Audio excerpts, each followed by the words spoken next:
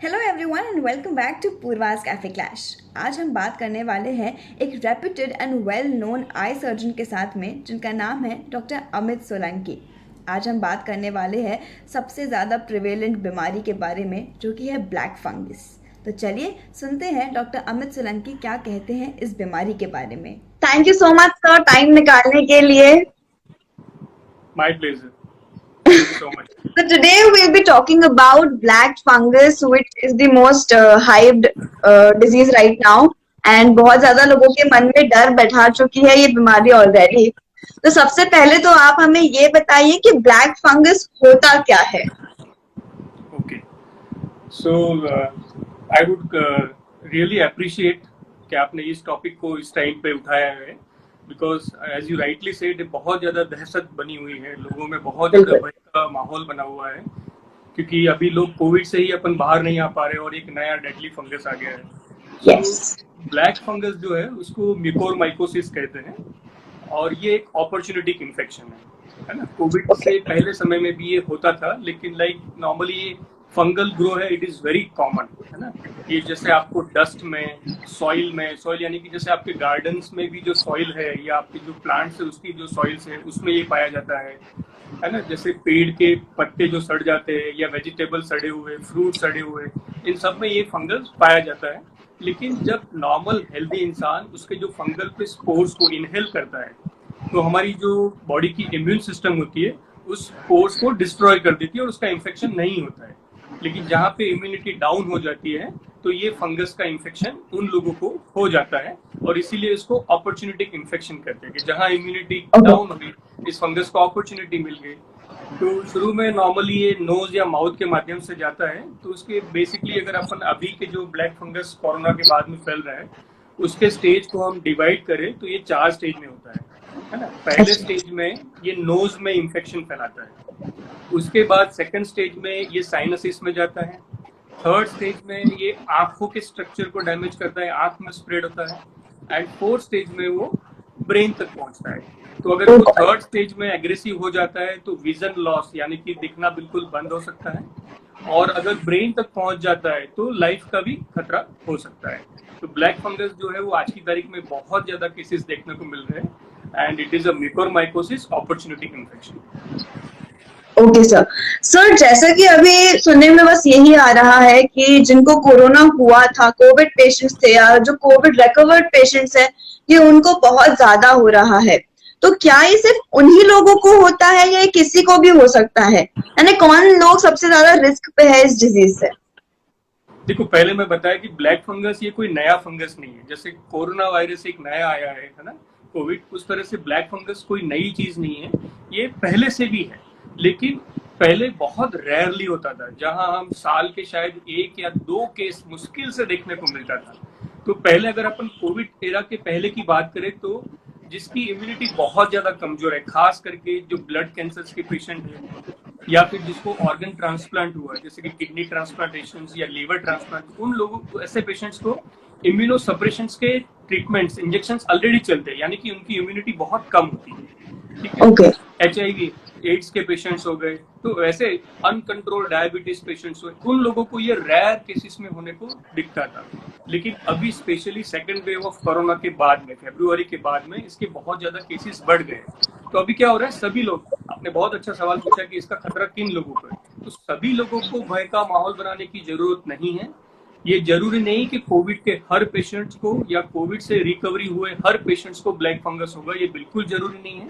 हाँ, कुछ ऐसे रिस्क फैक्टर है जहाँ पे ये ब्लैक फंगस का खतरा ज्यादा हो सकता है। यानी कि अभी अगर आप कोविड के लिए हॉस्पिटलाइज हो या रिसेंटली लास्ट 4 to 6 वीक्स में कोविड से रिकवर हुए हैं और आपका ब्लड शुगर अनकंट्रोल है, स्पेशली डायबिटिक पेशेंट्स। लेकिन ध्यान रखिए, अभी ये कोविड वायरस में जिसको डायबिटीज नहीं भी है उसका भी ब्लड शुगर लेवल फ्लक्चुएट हो रहा है। इसलिए अगर आपको कोविड हुआ है या हॉस्पिटलाइज हो अभी और आपका शुगर अनकंट्रोल है तो आपको होने का खतरा ज्यादा है।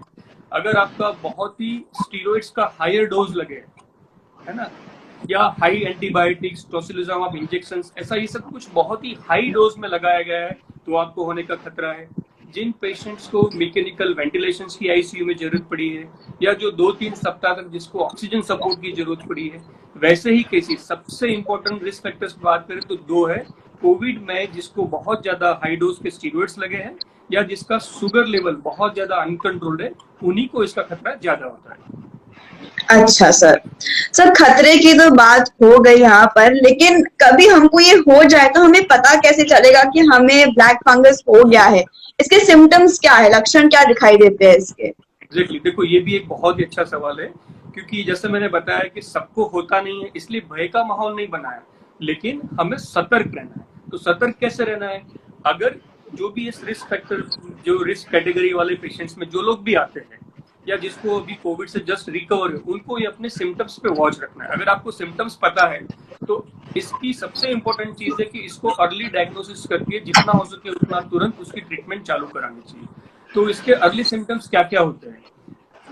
नाक बंद हो जाना, नेजल स्टफीनेस होना, ठीक है, नाक में से येलो डिस्चार्ज आना या नाक में से ब्लीडिंग होना, ये नाक या इस पोर्शन पे चेहरे के या आंख पे कहीं पे स्वेलिंग होना, चिक बोन पे दबाने पे दर्द होना, दांतों में दर्द होना या दांतों एकदम रिसेंटली भी लूज हो गए, उसमें कुछ इन्फेक्शन जैसा हो रहा हो, ठीक है, आंखों का विजन एकदम से दिखना बंद हो गया हो या आंखों की ये पलक जो है नीचे की तरफ गिर गई हो, यानी कि आंख बंद हो गई हो, आंखों में स्वेलिंग हो रहा हो, डबल डबल दिखाई दे रहा हो, ये नोज, फेस और आई के आसपास की जो स्किन है उसका डिस्कलरेशन होना, यानी कि इसमें ब्लू, पर्पल या ब्लैक कलर का डिस्कलरेशन हो जाता है, तो ये उसके अर्ली सिम्टम्स है। अगर आप उस रिस्क फैक्टर कैटेगरी में भी आते हो और ये लक्षण अगर आपको दिखाई देते हो तो एज अर्ली एज पॉसिबल आप आई स्पेशलिस्ट या ईएनटी स्पेशलिस्ट से संपर्क करें और इसकी जांच करें।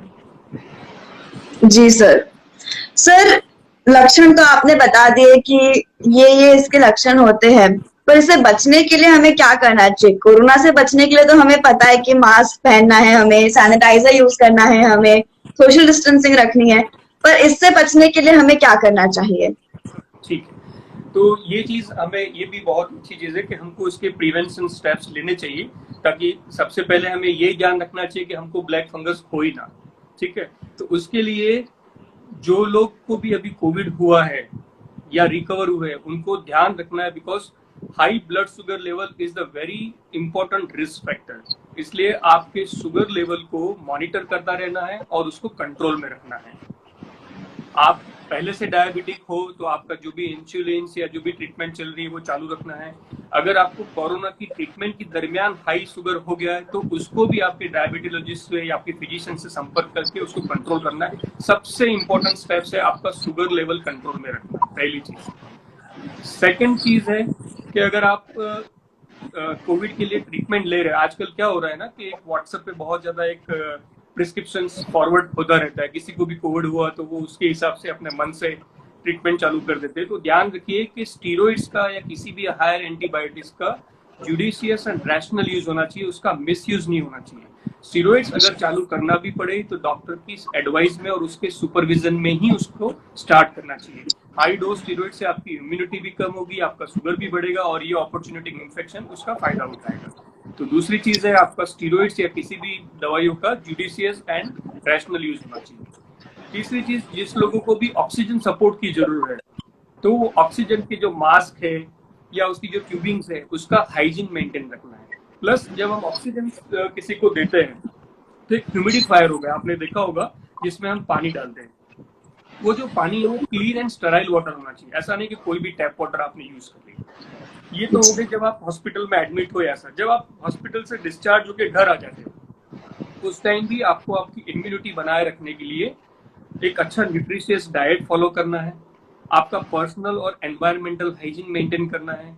जैसा मैंने बताया कि ये डस्ट में और सॉइल में भी पाया जाता है, तो हमें ये भी ध्यान रखना है कि अगर आपके आसपास में कोई कंस्ट्रक्शन साइट चल रही है जिसमें से डस्ट उड़ रही है या आप अपने गार्डन में ही गार्डनिंग कर रहे हो तो उस समय आप अपने हाथ पैर पूरी तरह से ढको, इस तरह से लाइक फुल स्लीव्स के शर्ट्स एंड ट्राउजर्स पहने, प्लस फुट को भी पूरा कवर करें और हमेशा नोज और माउथ को कवर करते हुए मास्क को पहन के रखें। उसके अलावा आप नोज और माउथ को क्लीन करने के लिए नेजल में सलाइन ड्रॉप्स यूज कर सकते हो और माउथ के लिए बिटाडिन गार्गल्स आते हैं तो उससे गरारे कर सकते हैं जिससे कि ब्लैक फंगस से बच सके। जी जी, बिल्कुल सही सर। सर, व्यूअर्स में से एक क्वेश्चन पूछा गया था कि इसके लिए कोई पर्टिकुलर ड्रॉप्स आंखों के लिए जो हम यूज कर सके पहले से प्रिकॉशनरी बेसिस पे। नहीं नहीं नहीं, ये इसकी गाइडलाइंस में नहीं है। जो मैंने प्रिकॉशनरी स्टेप्स आपको बताए हैं अभी, खास करके जस्ट क्योंकि ये बहुत इंपॉर्टेंट चीज है, इसलिए मैं रिवाइज कर रहा हूँ कि आपको स्टीरॉइड्स का रैशनल यूज करना है, शुगर कंट्रोल करना है, ऑक्सीजन या अपनी पर्सनल हाइजीन को मेंटेन करना, ये चीजें ध्यान रखनी है। उसके लिए पहले से ही प्रिवेंशन के लिए कोई एंटी फंगल टैबलेट या कोई ड्रॉप्स यूज नहीं करना है।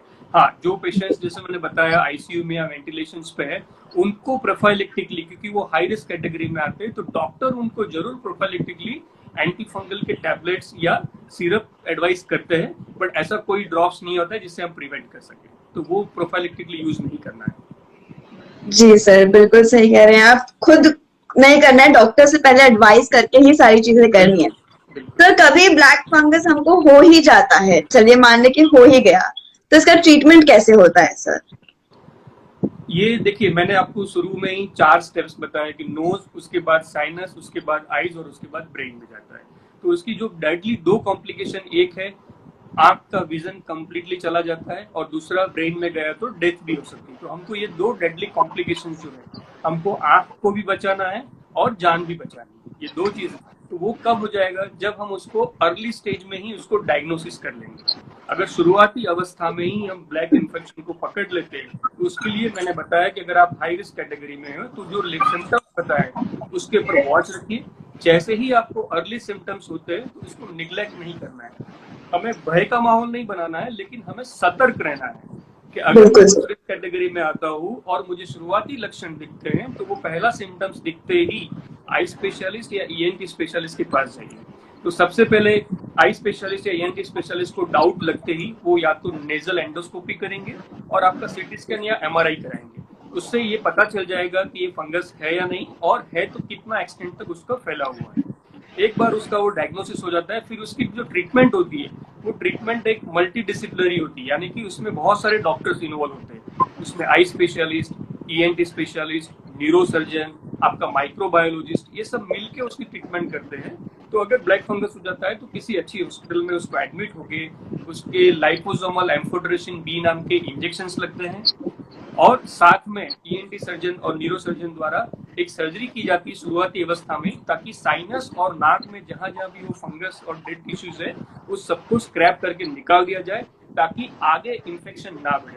तो इमीडिएटली उसका जो कॉम्बिनेशन ट्रीटमेंट है मेडिकल एंड सर्जिकल, वो करवा लेना चाहिए। तो घबराने की बात नहीं है। अर्ली स्टेज में अगर उसका ट्रीटमेंट चालू कर दे तो हम आंख भी बचा सकते हैं और हम जान भी बचा सकते हैं। सर, आप इतने टाइम से प्रैक्टिस में हैं, आपका पर्सनल एक्सपीरियंस कैसा रहा है इस टाइम में जब इतने सारे ब्लैक फंगस के केसेस बढ़ते जा रहे हैं? जी, जैसा मैंने बताया ना कि ये एक बहुत ही रेयर डिसीज हुआ करता था। फ्रेंकली स्पीकिंग, मतलब साल में एक आध केस देखने को मिलता था, वो भी जिसका बहुत ही इम्यूनो कॉम्प्रोमाइज पेशेंट है। वैसे रिसेंटली पास्ट फ्यू वीक्स में अगर आप देखो ना, 2 चीजें हो रही है। एक जेन्युइन केसेस तो आ ही रहे हैं, जिसको या तो वो हमको फोन कर रहे हैं, है ना, व्हाट्सएप पे रिपोर्ट सेंड कर रहे हैं कि सर हमने ये दिखाया है तो हमको डाउट लग रहा है, प्लीज आप रिपोर्ट्स चेक करके बताइए क्या है। ठीक है। तो एक है जो ऑलरेडी जिसको ब्लैक फंगस हो गया है, उसकी ट्रीटमेंट चल रही है, तो वो मल्टीपल ओपिनियंस ऑब्वियसली लेते हैं, क्योंकि जहां मान लीजिए कि वो 3rd स्टेज 4th स्टेज में चला गया है, और अगर किसी ने एक अदरवाइज हेल्थी जो अभी कोविड से फाइट करके वॉरियर होके बाहर आया है, और एकदम से उसको बोला जाए कि अब आपकी जान बचाने के लिए हमको पूरी आंख निकालनी पड़ेगी, so it is that counselling is very very difficult. Patient को या उसके अटेंडर्स को, इसके रिलेटिव को ये समझाना एक हेल्दी व्यक्ति में कि उसकी आंख को निकालना पड़ेगा, ये काउंसलिंग इतना इजी नहीं है। ना रिलेटिव उसको एक्सेप्ट कर पाते हैं और ना ही पेशेंट उसको एक्सेप्ट कर सकता है। तो हमारे लिए सबसे बड़ी जो आपने क्वेश्चन पूछा है कि वो जो चैलेंजेस है, वो जो काउंसलिंग पार्ट है, वो समझाना कि नहीं, हमें आपकी जान बचाने के लिए आपकी आंख को निकालना पड़ेगा, इट्स वेरी चैलेंजिंग। और दूसरा जो एक पहलू बताऊंगा कि अभी इतना ये मीडिया और उसमें इतना ज्यादा इसको, चलो अवेयरनेस होना एक बहुत अच्छी बात है, अवेयरनेस होना चाहिए ताकि हम उसको अर्ली पकड़ सके, लेकिन एक भय का माहौल बन गया है। तो अभी जो बिल्कुल नॉर्मल जो होम ट्रीटमेंट में ठीक हो रहे हैं, जिनको बिल्कुल ही माइनर है या तो एसिम्प्टोमेटिक कोविड के पेशेंट्स हैं, वो लोग भी इस ब्लैक फंगस के नाम से इतने डरे हुए हैं कि हर किसी का फोन आता है या हर कोई हॉस्पिटल में पिछले कई हफ्तों से हमने देख रहा है रिकवर्ड पेशेंट्स की लाइन लगी हुई है।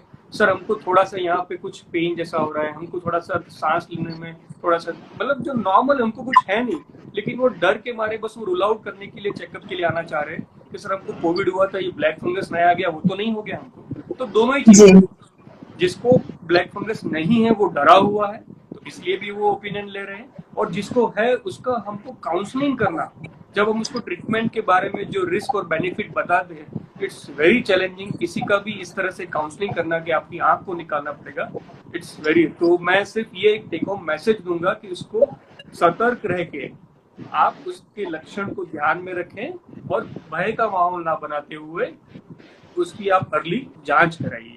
और treatment as a part of treatment अगर कुछ सर्जिकल ट्रीटमेंट के लिए बोला जाता है तो एज अर्ली एज पॉसिबल इसको करवा लीजिए। जी सर, मैं सभी व्यूअर्स को ये कहना चाहूंगी कि आप लोग इनसे, इस बीमारी से डरे नहीं, बस अवेयर रहें, और छोटी छोटी चीज अगर हो रही है, आंखों में लालपन आ रहा है, दर्द हो रहा है, दैट इज नॉर्मल, बट आप जब बहुत ज्यादा आपको हो रहा है तब जाके आप जरूर चेकअप कराएं अपना, वरना इतना डरने की जरूरत नहीं है इस बीमारी से।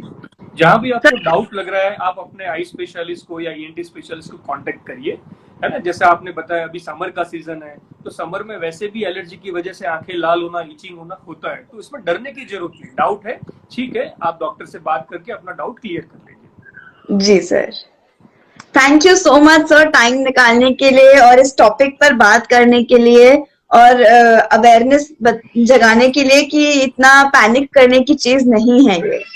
Thank you so much sir. Thank you Purva, thank you.